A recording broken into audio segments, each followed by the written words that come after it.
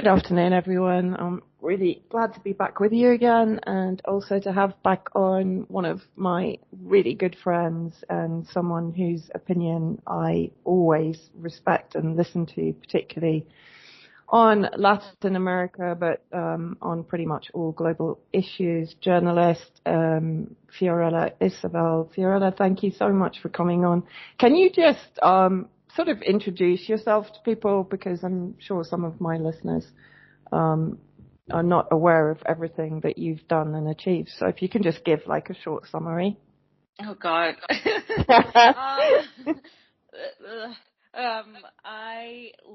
Right now I'm a journalist. I was corresponding for RT. Right now I'm doing all sorts of things, and I do also a lot of political analysis, and I am working on social media videos to try to get the information in a succinct way, because as media develops, it's very, very hard to get the attention of younger people. But I really like to go on the ground everywhere I can, as you mentioned, especially Latin America, especially dealing with elections and the electoral process, as well as, for example, understanding the effects of sanctions, blockades, and interventions all over these countries in Latin America.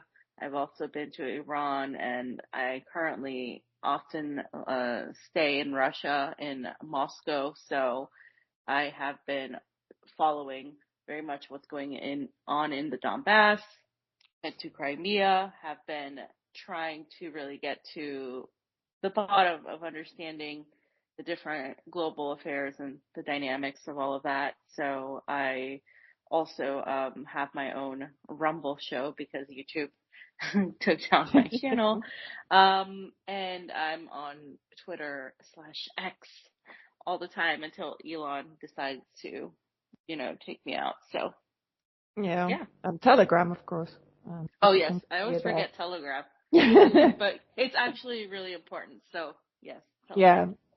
And you recently, of course, went to the occupied territories, Palestine. I didn't hear if you mentioned that, but we did actually speak about your experience there, and people can find that interview on my Substack. I thoroughly recommend listening to that, and also looking up your on-the-ground interviews that you did with people that are experiencing the apartheid oppression by the Zionist entity in the occupied territories. So thank you for having gone there. There's very few journalists, and I always make this point, there's very few journalists these days that do actually go to the places that they're talking about. Yeah. And Fee is definitely one of those. Of course, our other colleague, Eva Bartlett, is another journalist that you can always find in the middle of whatever world event is ongoing in the areas that she covers. So I guess, I know that we've had some recently pretty dramatic events in the last 48 hours in the West Asia region, with the assassination of a Hezbollah senior commander, second in command actually, to the Secretary General, Saeed Hassan Nasrallah. And of course, one of the senior leaders of Hamas, Ismail Haniyeh, in Tehran, and a U.S. attack on Iraqi, I call them resistance, but actually the PMU, the Popular Mobilization Forces, are of course a part of the official Iraqi military forces, and the U.S. attacked their base south of Baghdad. And about a week ago, of course, Israel direct confrontation bombed Hodeidah port in Yemen. So, here in West Asia, we're definitely looking at a major escalation, the potential for a hot war, depending on how the resistance axis decides to retaliate. But I wanted to focus today on, starting with the alleged Trump assassination attempt. And, what exactly is happening in U.S. politics? I know that you have very strong opinions about the political system in the U.S. Perhaps you can just sort of talk about that for the listeners. Yeah, more and more time goes by, it is very hard to believe anything that is told in an official narrative by the mainstream media or by the State Department. And it's not always necessarily that they're always lying, but at this point where we have been lied to in the US over pretty much everything in the last like 30 something years, it's or more, it's at least it's in my lifetime, it's just been absolutely like difficult for people to even get an understanding. And if they question something, it's automatically been looked on as conspiracy. Well, after COVID and after the 2020 elections, where everybody was questioning that, it wasn't just Trump supporters questioning that. It was a lot of people who weren't Mm. even political questioning that.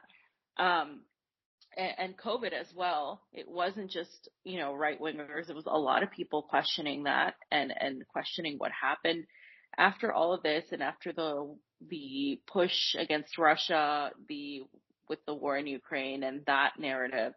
I think people have begun understanding that everything they're being told to is in one way or another not the full truth, especially when we look at what's happening in Gaza, what continues to happen, how Israel continues to kill with impunity, do all the things you mentioned, and there is no accountability. And simultaneously in the US, what we have is a very, very, very strong propaganda with an illusion of democracy that's quickly falling away. It's quickly falling into just complete and total um, failure.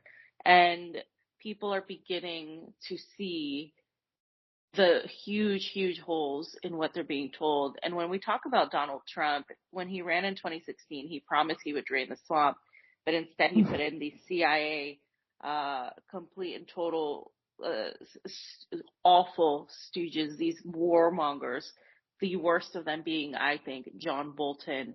who was the national security advisor under Donald Trump. He was responsible for the attempted coup in Venezuela all the way back then. And he was also pushing Trump to attack Iran more thoroughly. You also had Elliot Abrams, and you had also several from the Obama administration that remain there. And some of these people are still there today, no matter if it is a Biden presidency. And so when we talk about Donald Trump, he has never really shown he's a true outsider, yet his supporters continue to believe that he is. They continue to act like he is going to change his mind because they threw in this really useless case against him and they put him through this trial and they accused him of being a felon, right? He's now a convicted felon. But what does this really do to him? Did it really actually hurt him? Did it really actually hurt his billionaire status? Is there any difference to where he was before? Not really. And he is part of this society. His children hang out with celebrities. His children have married into political families and political dynasties. He is not an outsider also because he is extremely pro-Israel. He's a Zionist through and through. He is one of those people that took a photo in the Wailing Wall. He is one of these people that has shown policy-wise that he is going to continue a very strong foreign policy that is extremely belligerent against the Latin American countries like Venezuela, against countries in West Asia. He's going to move the theater perhaps to a more full-on hot war, as you mentioned earlier, with Iran, because that's what the Republicans do. They're hyper-focused on the global South and the East, including China as well, when we talk about the Far East. And he is not giving any indication that this is going to be any different. The people he's looking to put into this next administration, if he does, quote unquote, get selected, right, are not going to be people that are peaceful doves. For example, J.D. Vance is his Yeah. vice president running mate, and he has been talking about how the U.S. needs to punch Iran harder. He's also a Zionist, and he initially didn't even like Trump, and now he loves him. So it's just U.S. politics is just full of grifters. It's full of like real charlatans that play on the people every single 4 years, and people unfortunately fall for it every single 4 years. I can't tell you, Vanessa, how many people I thought were smarter than that have been pushing Donald Trump as an alternative to Biden, now Kamala, because yes, Kamala, Biden, they're awful. They've been terrible on foreign policy. You have the war in Ukraine. You have the continued sanctions on multiple fronts. You have this the Israeli genocide of Gazans, and you have everything going on. But at the same time, that wouldn't necessarily be much different under a Trump presidency. And it's just crazy seeing a lot of these supposed smart analysts, people with experience and understanding of what the United States is, what the deep state is, when we talk about the national security state apparatus, when we talk about the military industrial complex, these people that know what that is, to suddenly say, yeah, well, Trump might, stop World War III because, he did something. He didn't shake Netanyahu's hand. And by the way, that was like a video from 2017. So, I mean, it's just insane to me what's happening there. But just to really quickly, finally, just answer your question in a succinct way, U.S. politics is completely a mess. It is only there to continue serving the purpose of giving this illusion of democracy, this theater for the people. And they can continue to do that because the American people have never been on the receiving end of sanctions. They haven't been on the receiving end of bombs and drones, and even something as the Great Depression is so far away from us right now that the majority of U.S. citizens just continue to look away and continue to survive and block everything out. But I think that time is coming to an end, and I think it needs to come to an end for the sake of the rest of the world, essentially. Yeah, and the video that you mentioned, of course, was a bit of a fake video because actually they edited it when Trump basically walked away from Netanyahu and then circled back to shake his hand. Yep. So, this was all a bit of kind of ridiculous Trump PR or Trump washing, as I call it, that's been going on.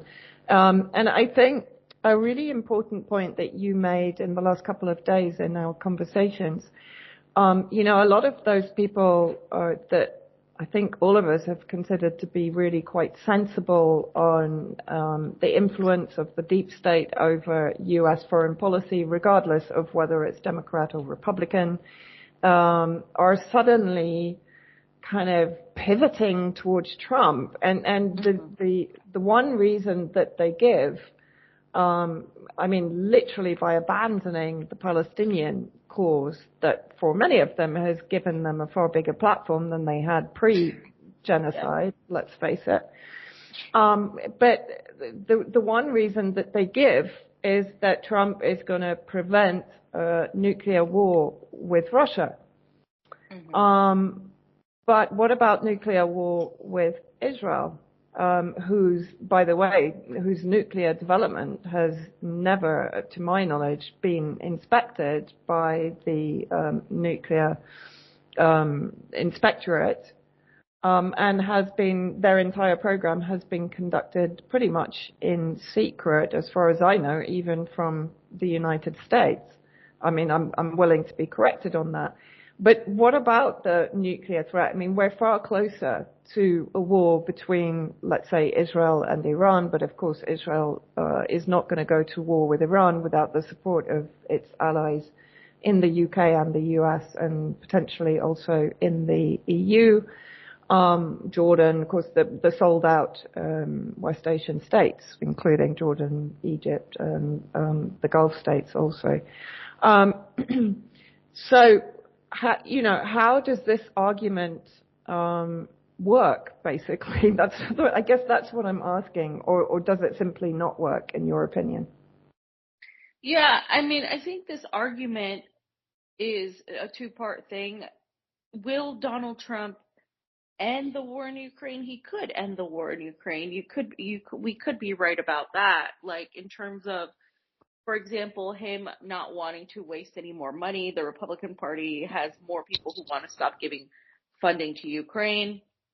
And okay, fine. That could be something that he tries to do to make himself look like he's going to bring in, peace on that level. On the other hand, because the United States and because anybody that comes into the presidency of the United States are people who have narcissistic, egotistical tendencies, the whole goal of the United States is to appear like they've won. They're not going to appear like they've lost Ukraine. That's just not gonna go with them unless they are absolutely 1000% forced to admit defeat.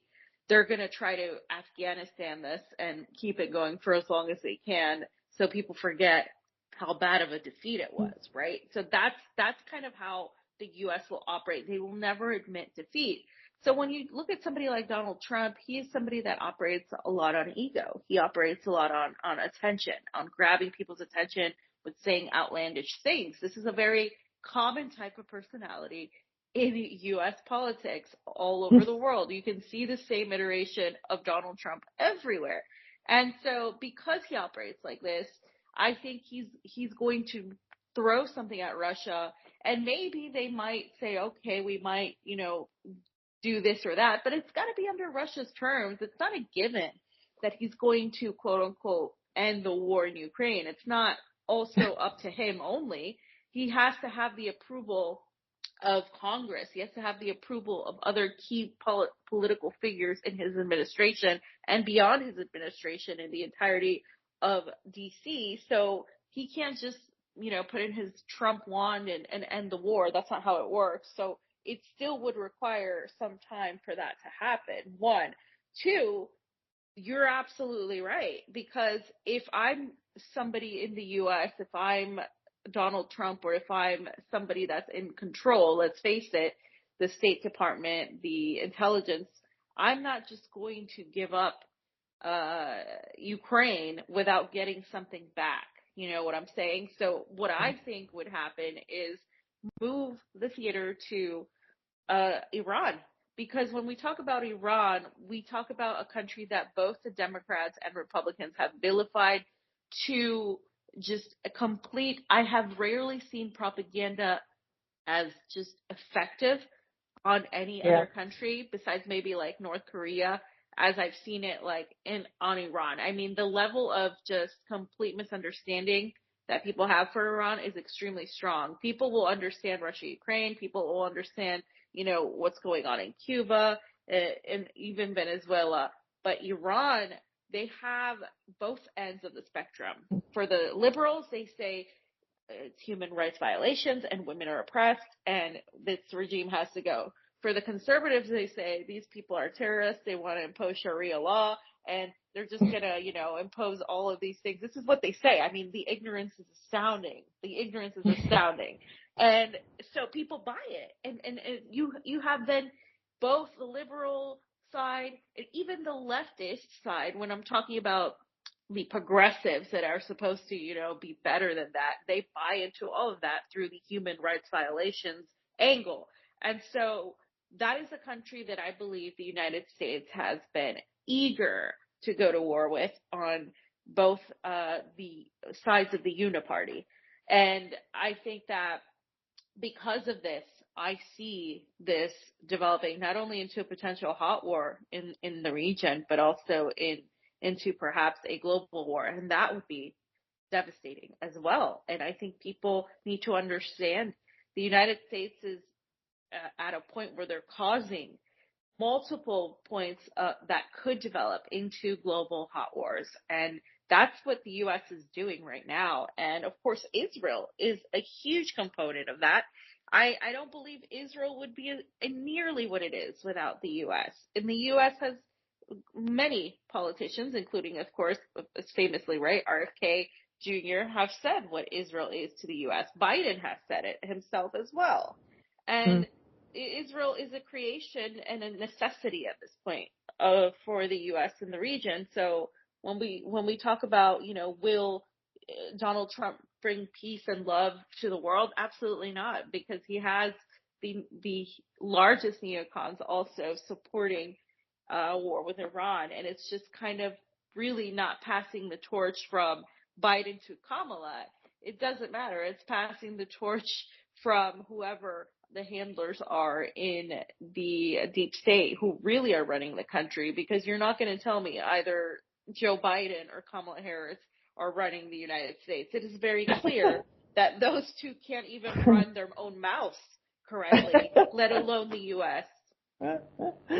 Yeah, that's very true.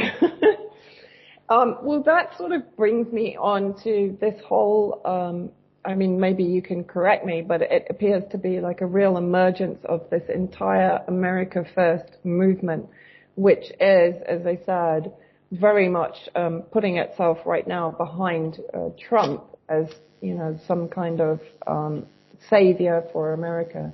Can you give me, I know you don't identify necessarily as an American, but you are an American citizen.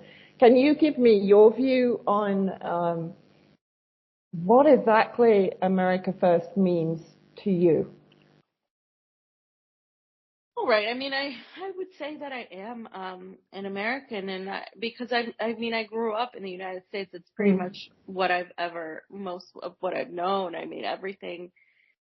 Mostly that I've known. My perspective is a bit different because I do have the Latin American aspect, right? And I think that has saved me in a way from being completely blind to a lot of things, although it's not always true, because there are a lot, and we can talk about this when we talk about Venezuela, of Latin Americans who, like, people in Jordan or parts of, Egypt and Saudi Arabia, who don't understand what's required of them in terms of being part of a resistance type of movement. But in terms of the U.S. American, right, type of mentality, this America First literally means the United States first. Right? This is why I don't agree with it. I understand that right now the American people in the United States are suffering economically. They're suffering in an era where things have fallen apart. We have crumbling infrastructure. We have complete and total just decadence in terms of the structure of family, the morals, in terms of drug addiction, all of these things. And I'm not even getting into the argument of trans issues and all this stuff. I'm just talking about really the dynamic of moral behavior in the U.S. It's really gone. You have a society that is so divided and is so easily just completely controlled that everything else goes out the drain. Because when you don't have a stable, functioning foundation in terms of human being, we're talking about, your biological needs. I believe this was Maslow's theory of hierarchy. And we're talking about, you have a roof over your head, you need food, you need all of these basic things. And when you start not having those basic foundations, everything else just becomes irrelevant. This is why we're seeing the opioid crisis in the U.S., and we're seeing that things are going backwards. The United States was supposed to be, and it was at one point in terms of economics, a very successful country.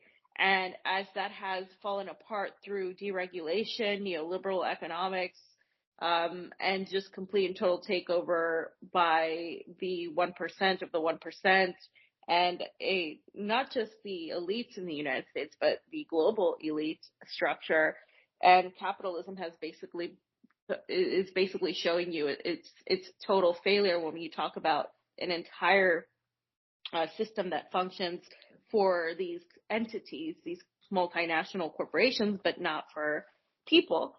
Then you have a society that doesn't really know what to do with itself. It's uneducated on purpose.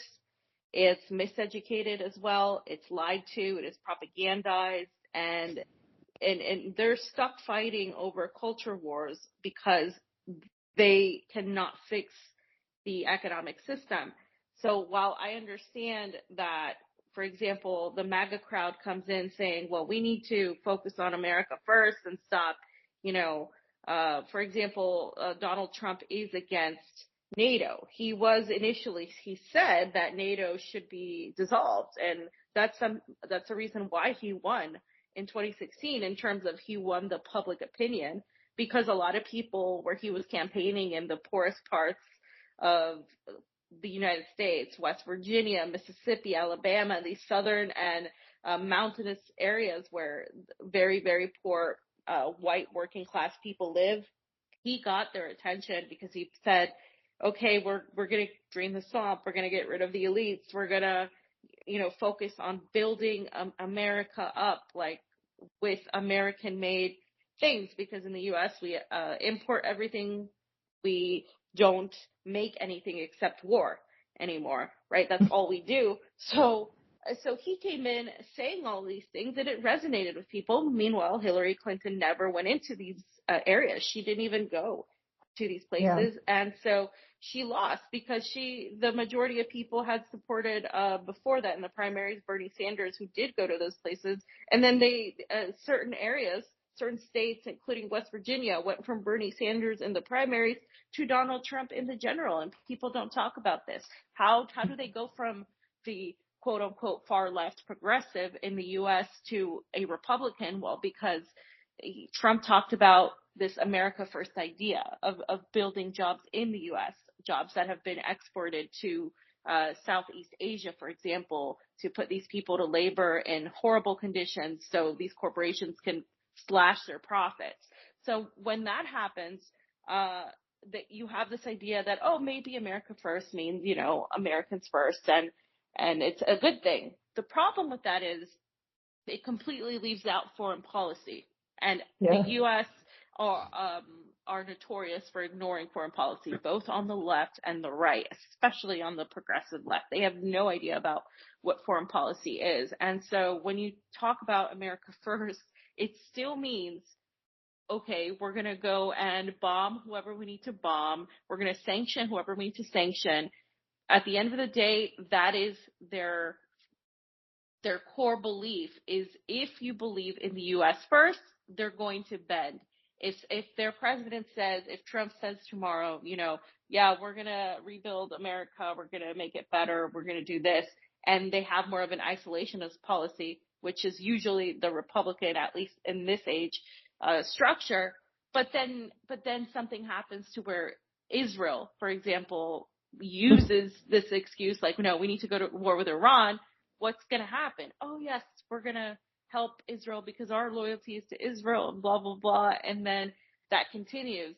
That same type of foreign policy that is extremely belligerent, unilateral, and coercive continues. And so at the end of the day, America First cannot exist right now in the very rose-colored way that these people mean it.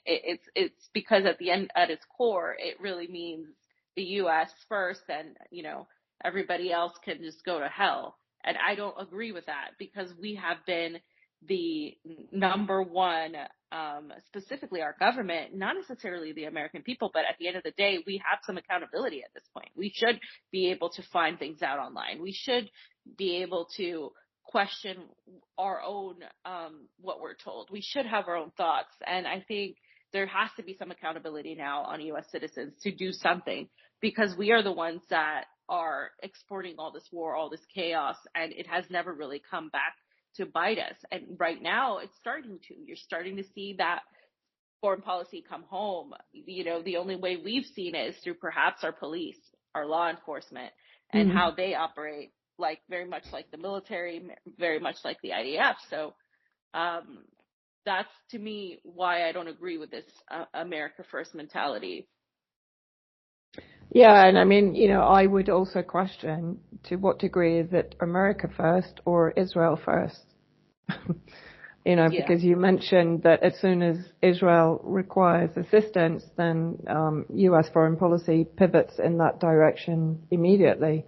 And that bipartisan Congress people have to sign an oath of allegiance to the Zionist entity, which is just incredible to me. I mean, we have the same issue in the UK, and I would ask the same question in the UK. Are our governments representing our national security when they're supporting a genocide in Palestine, and they've supported interventionist wars, or they've led interventionist wars against countries in the region for the benefit of Israel for decades, and the US is no less guilty of it.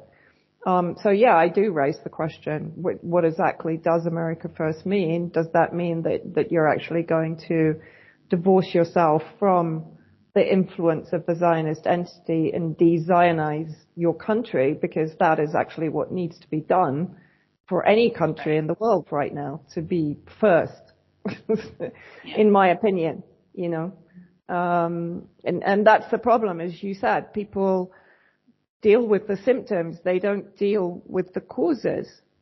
And that's something that I've been really trying to hammer home with everyone, even those that are out on the streets demonstrating against genocide, which is great. But ultimately, we've got to be demonstrating against the cause, not only the symptoms, because if we don't destroy the cause, it's going to come back. Even if the genocide ends tomorrow, which I think is extremely unlikely, the cause is still there. And you're absolutely right. People have to start educating themselves, because there's no white savior that's going to come in and deliver us from evil. As much as people consistently want to follow down this track straight off the cliff, no, it's down to us to actually make informed decisions, not be swept away by propaganda and stage events and psyops that are designed to manipulate and interfere with our ability to judge a situation. It's insane. Anyway, that was just a few second rant from me. No, you're 100% correct. Yeah. So let's get on to what's happening in Venezuela, because when we're talking about hotspots and developing wars, I know that you're incredibly versed in the election system in Venezuela. Unfortunately, you weren't able to be there this time to actually observe the elections. But there appears to be the usual post-election chaos with claims, for example, by the Carter Center, accusations of lack of transparency. The opposition, Edmundo Gonzalez and Maria Corvina Machado, are claiming that they actually won the election, but the vote has been rigged, etc., etc. Can you bring some clarity to this? Yeah. So, God, where do we even begin? So, I know. Venezuela, let's just put it out there, right? Venezuela has the largest oil reserves in the world. It also sits on huge amounts, one of the largest, I think, gold deposits.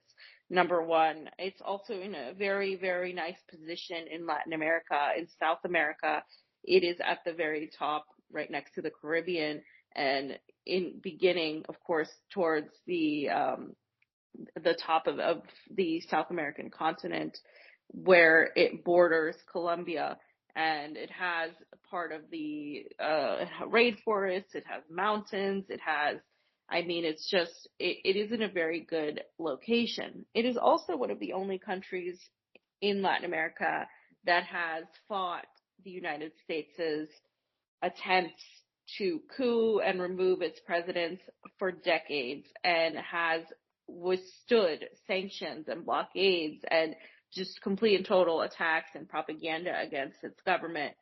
So for the anti-imperialist movement, especially in South America, it represents a bastion of hope for standing up to U.S. hegemony.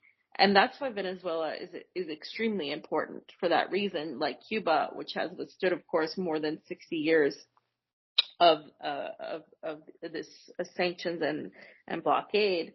And it has just caused disastrous effects for the country. I mean, when we talk about 2017, these sanctions that were imposed prevented Venezuela from accessing these international capital markets and from having its oil company be able to restructure its loans. So it had all this oil, but it couldn't make money off of it, and that was the main economy of Venezuela. And so this pushed Venezuela into this hyperinflation where basically these oil earnings just went down and completely plummeted. And then, of course, they didn't have money to buy food, medicine, or pretty much anything else. And so the whole system collapsed. And then because of the dollar at that point being supreme, and we're not there yet. You know, the dollar is falling. There is de-dollarization, but we're not there yet. Venezuela's its currency completely fell through. And meanwhile, the United States confiscated its assets, its earnings, and it just led to this really, really bad time with hunger, complete shortage of all of the basic needs for people. And this was, of course, catastrophically created by the U.S. And so all of that happened in recent times. That was around 2017.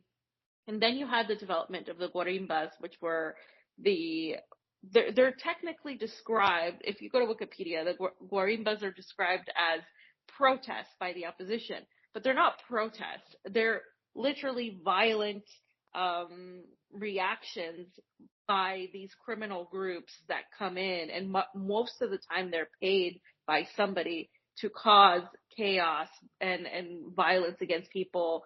There was the burning of buildings. There was the destruction of statues and property. And this was all pushed, of course, by the far right opposition. When I talk about far right in Latin America, I mean death squads. I mean very, very violent people, gangs. I mean people that have fascistic tendencies. We have seen these, of course, back at the time during the Contras in El Salvador, in Nicaragua, in Central America. The U.S. has always backed these type of death squads. And we have also seen them, of course, in Bolivia when there was that attempted coup, and that coup that succeeded eventually in 2019. And the same type of behavior is seen in Venezuela. It's a very fascistic type of entities that come out of the woodworks, and it's extremely well organized. It is funded by the United States. It is funded by these cutouts. You have Southcom in Latin America, in South America, and you have all of these groups there. And in Venezuela, that is no different. So when all of that happened, essentially, there was the attempt to crown Juan Guaido. We all remember this guy who was virtually unknown. I mean, nobody knew who he was. He was just some guy, and they chose him because he was from the opposition. But usually the opposition, and this is something you'll find in all Latin America, are more white looking, European looking. And so they wanted somebody that could look like a little bit more ethnic. And so they chose him because he was darker complected and he could represent this new sort of opposition that just represented everybody that didn't like Maduro. And they tried, of course, it failed. And essentially what they were doing now is the same thing. They were trying the same thing all over again. Now, with Edmundo Gonzalez, who was the actual candidate this time around, this guy looks like a Biden. He can barely walk. He can barely speak. He's being held up and maneuvered by this lady that you mentioned, Maria Corina Machado, and she has a long history of working with the CIA, with the State Department. There's a nice picture of her with George W. Bush sitting there, and she has, of course, given her full support to Israel. The opposition is completely Zionist. She said she would move, when she was running, she would move the embassy to Jerusalem. And it's very clear when you see what kind of people support the opposition in Venezuela. And so she's the one behind the scenes that's really was moving the pieces. And she didn't run because she knows she's highly unpopular and she was barred from running. So this is one thing that the United States has used against Venezuela, that they barred candidates from running, but she was tied to the United States to being funded by them. It's the same thing in Russia, for example, Alexei Navalny, or the same thing in Nicaragua, some of these groups that were funded by the United States to overthrow the government of Daniel Ortega in Nicaragua. The same type of thing. We don't allow that. We in the U.S. would never allow someone funded by Russia or China to run for the presidency. Are you kidding me? But if Venezuela does it, oh no, it's a lack of democracy. So this guy ran, right? And what happened was there was this plan by the opposition that Venezuela knew all along, and it was a plan that was pretty much thought of and attempted, executed in Miami, because Miami is where a lot of the Venezuelan opposition live. They have left Venezuela. Why? Well, because they had the money to leave Venezuela legally. They had the money to come, and many of them were paid by the U.S. to go and live there and pretty much create an opposition to eventually remove Maduro from power. It's very similar to Cuba and how you have a huge class of Cubans. They're very different from the Cubans that live in Cuba. And so they basically said that no matter what, if Maduro won, they were going to call fraud on the election. They said this way before the election. This was published in multiple outlets, one of them from Miami, and this was known to the Venezuelan government. So when this happened, and Maduro won the election by, I believe he won 51.2% to the other candidates, Edmundo Gonzalez's 44.2%. Yeah. When he won, they automatically called it fraud, and of course, cueing Antony Blinken, saying he was concerned about the election results, cueing the New York Times, talking about the autocrat Maduro has won elections under suspicion, talk about, all of the mainstream media there in unison saying that the election was just not valid, even though there were thousands of observers. There were a lot of media there that had been following the election, even though Venezuela had been voted the best election system in the world by the Jimmy Carter Institute at a different time. But I believe that was 2012 when he said that. And why? Well, because they're extremely secure. You have 1 day of voting. You vote where you're told you're voting, one precinct where you're told. You have a thumbprint verification. You have a stamping of your thumbprint. You have ID verification. You have a machine that's not connected to the internet, unlike the U.S.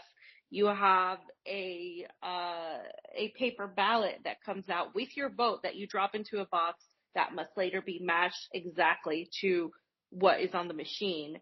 And then you have audits before, during, and after the election, as well as an open source, meaning that people can go to the website and view it. And also in front of the public, people can watch and film what is happening, the voting process as well, things that we're not allowed to do in the U.S. So it's very interesting that the U.S. has tried to delegitimize Venezuela's elections to maybe people who don't know the U.S. or don't know the relationship with Venezuela, but it was pretty much predicted by the Venezuelan government that this would happen. And unfortunately, a lot of people ran with this propaganda yet again, trying to discredit Maduro, trying to paint him as a dictator. The reality is, if you see the videos on the ground, you saw the flow. I was following this election for like however long it's been. I've lost track. I barely slept following it because the election results came in shortly after midnight. It was, I think, almost 1:00. So here it was like 8 a.m. And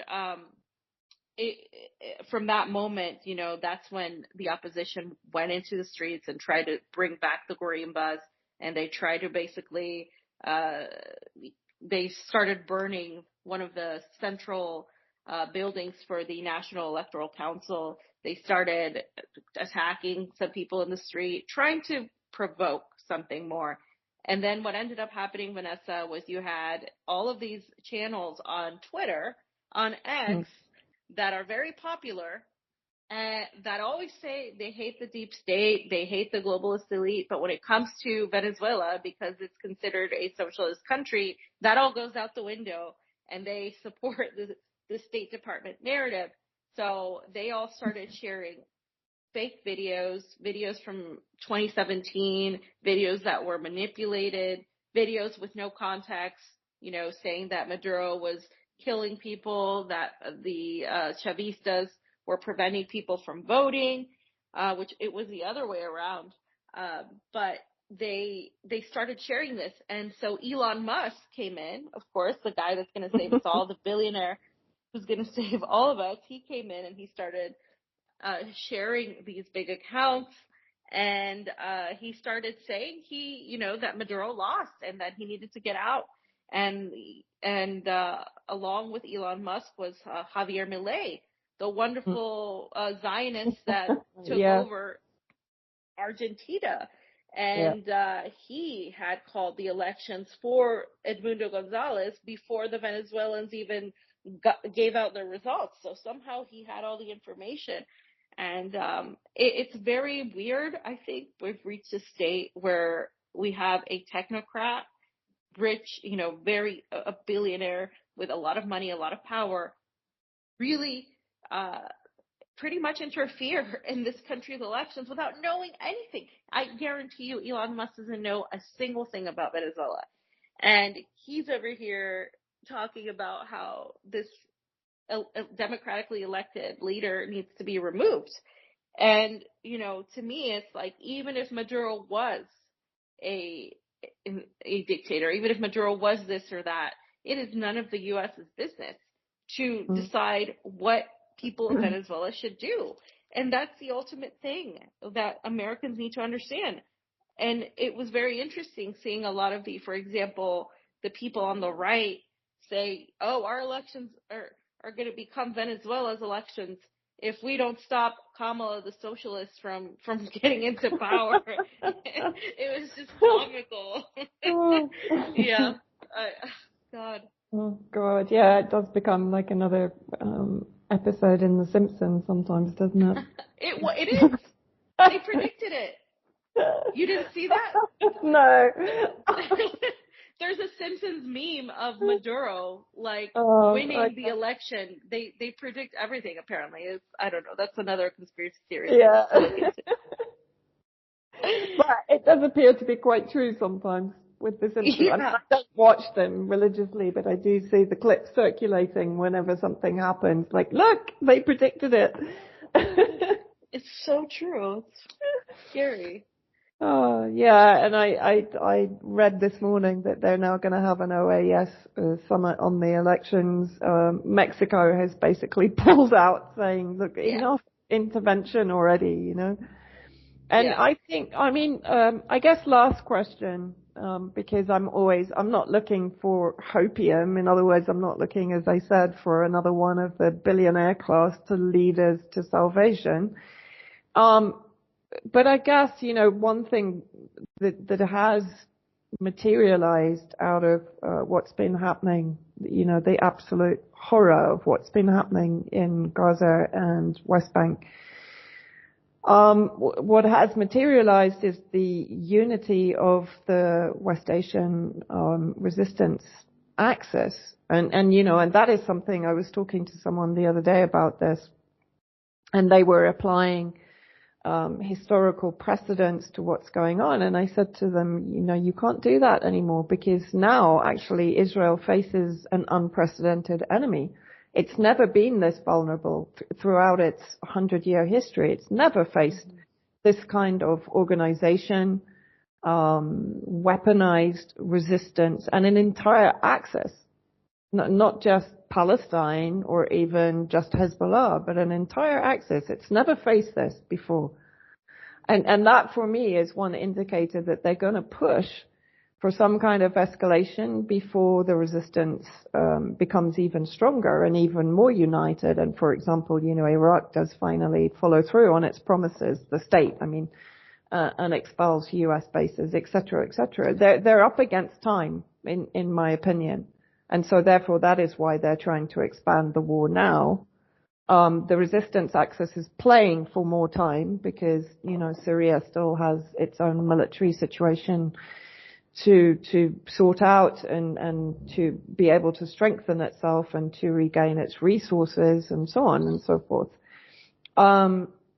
What, in your opinion, is the potential outcome of what's happening, for example, in Venezuela? Do you think that there is going to be some kind of unification with there already is. Sorry, I'm waffling a bit. There already is. Venezuela is very tied in with Russia, with Iran, with Syria. It's a very good ally of Syria. Do you think ultimately the Latin American countries that are, let's say, allied with the resistance axis, is this going to become really, as you mentioned, a global war, and we're going to see the entire resistance axis globally coming together against the core base of Israel, US, and UK hegemony? Oh, that would be so great. That would be, I'm not, but that would be great. I'm a little bit pessimistic in terms of that happening so quickly because of how the United States' economy is tied in a lot of ways to Latin America. They have a hold on Latin America. So you have Venezuela, you have Bolivia, you have Cuba, you have Honduras now, Xiomara, and you have, let's see, who else? I think that's pretty much it, right? And Mexico. Yeah, AMLO is on his way out. This lady's taking in. She's not AMLO, but she's not bad. But they're a little bit more hesitant. Oh, and you have Lula. Lula came out in support of Venezuela's elections, but Brazil was deliberating a bit because they do have a relationship with the U.S. And then you have Colombia, which was also deliberating, and I don't think he has made Gustavo Petro has made a full-on decision, but the rest of them are part of the Lima group, right? Of course, headquartered in none other than Peru, in Lima. And speaking as a Peruvian, this unfortunately they're completely and totally tied to the United States, completely and totally dominated by the United States. And there was that recent coup of the president, Pedro Castillo, that was also orchestrated with the United States' help. He's in jail now, and he was the president that was going after these foreign entities stealing Peru's riches. So you have Peru, you have Paraguay, you have Argentina, you have Uruguay, you have Panama, you have Costa Rica, El Salvador as well. That one's a wild card, but they seem to be going along with the narrative against Venezuela. So you don't really have too much of a strength in South America right now. And Bolivia's elections are next year, and that has the potential for a disaster because there's infighting going on. And it's kind of a scary time because the United States knows they've lost power in Latin America. They know because, for example, Colombia was a NATO partner, and when Gustavo Petro came in, that changed. And now what you're seeing is this fight to make sure that they have Latin America. It is their backyard, right? According to the Monroe Doctrine, that belongs to them. And so they're going to fight tooth and nail for that. But you're absolutely right in terms of Iran's Iran's connection to Venezuela, not just with the help that they sent Venezuela, the ships that came to Venezuela from Iran with supplies, with medical supplies, food, all of that. That's one of the reasons why Alex Saab was actually jailed, because he negotiated that and he ensured that that ship made it with all of these supplies, and they hate him for it. They completely did not like that he did that. One, it's Iran. Two, it was defying the United States. They see it as defying sanctions. We just saw today that Marco Rubio wants to go after Russia, China, and Iran for defying sanctions and making deals with other people. It's like, well, you did it. You caused that. How what are dare you supposed to do? It's insane.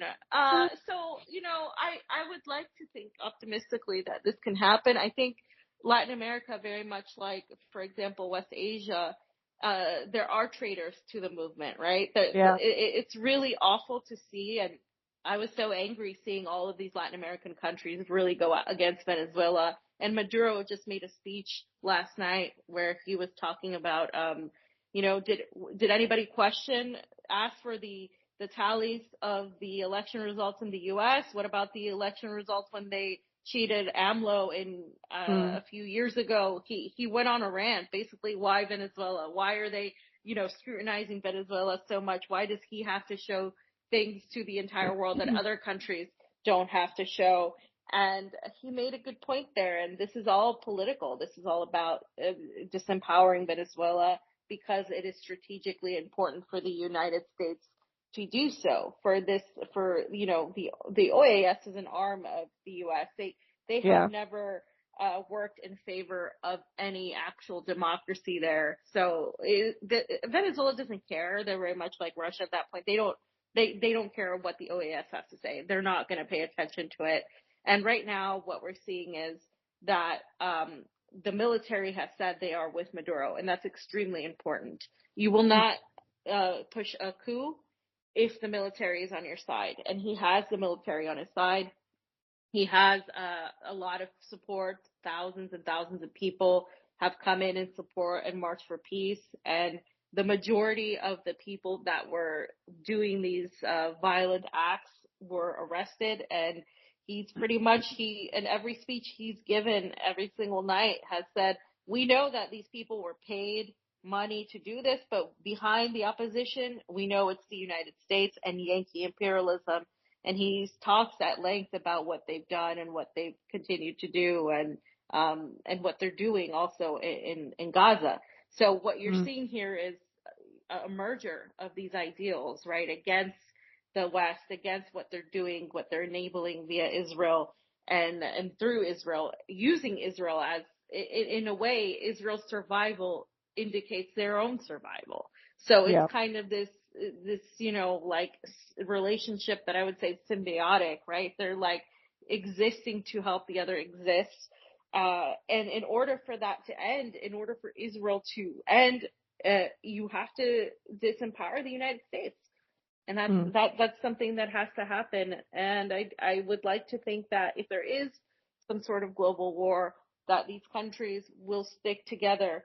But I think that it will begin as more of a regional conflict that will expand into a global war. But I don't think any of these countries are jumping right now to go to war, especially China or Russia. They always tend to go the diplomatic route, to a fault, in my opinion, because at some point you have to take a position. You can't be just neutral when there are things that where neutrality is death for some people, right? Yeah, and also where deterrence is just not working. I mean, ultimately, you have to at some point say, oh, okay, we can't keep absorbing the blows and the assassinations and the coups and the economic destabilization and devastation. But yeah, it's a very difficult position for all of these countries to be in. As Marwa actually said to me, they deliberately assassinated Haniyeh when he was in Tehran to try and create the division even within the resistance axis, because, there have been social media campaigns to basically say that it was Tehran's fault, et cetera, et cetera. And, the thing is, when you're aware of the kind of the blueprint, it's very easy to identify it. What always surprises me is that people tend to fall for it time and time again. And at some point, history has to teach people, oh yeah, we've seen this before. Like 10 minutes ago. So yeah, I guess that's our job, is to keep educating people and hoping that people start recognizing the patterns for themselves, because especially with the power of social media these days, it's becoming more and more important, because it's no longer not only the legacy media, it's also, social media is just another branch of legacy media. Yeah. It's a very powerful one. Yeah. Oh yeah, that's a whole other topic for a whole other hour or two of talking to you, Vanessa, because I think, we could go on for a few hours here on that one. Yeah, well, let's set up another session for that. Fee, it was so lovely. It's always a pleasure talking to you, and thank you really for coming on, and I hope clarifying a lot of things for people. But I really enjoyed talking to you, so thank you. Same. Thank you for having me on. It was a very nice conversation.